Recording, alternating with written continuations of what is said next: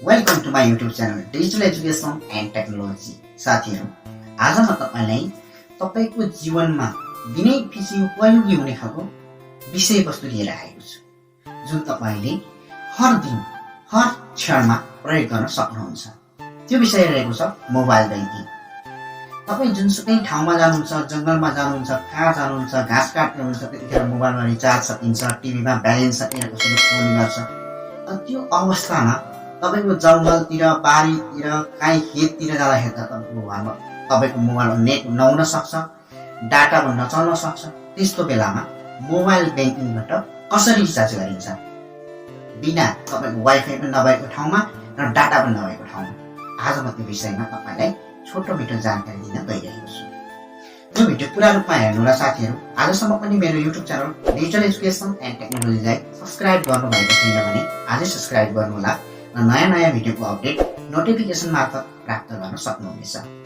हस्त साथीहरू, तपाईलाई म मेरो मोबाइलको स्क्रिनतर्फ लादैछु। यहाँनिर हेर्नुहोला। तपाईले मजाले सम्पूर्ण कुराहरू सिक्नुहुनेछ र जान्नु पनि हुनेछ। हस्त साथीहरू, मोबाइल स्क्रिनतर्फ।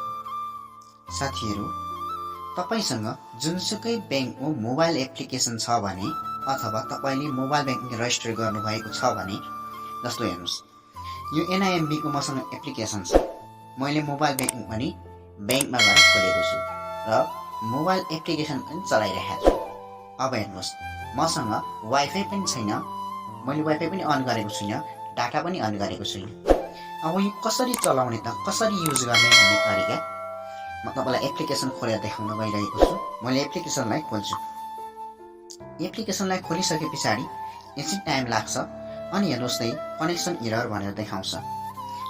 तपाईको ट्राई एगेन देखि मुनतिरपट्टि युज SMS मोड भनेर देखाइरहेछ। यसमा क्लिक गर्नुहोस्।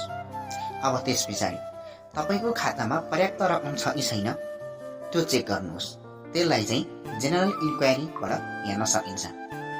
यसमा क्लिक गर्नुहोस् अनि त्यस पछाडि तपाईले दोस्रो नम्बरमा देख्दै हुनुहुन्छ ब्यालेन्स इन्क्वायरी भन्ने, यसमा थिच्नुहोस् र तपाईको यहाँनिर जुन अनलाइनबाट लास्टमा 4 अङ्कको pin number, transaction pin number लगाउनुहुन्थ्यो, त्यो पिन नम्बर यहाँ लगाउनुहोस्।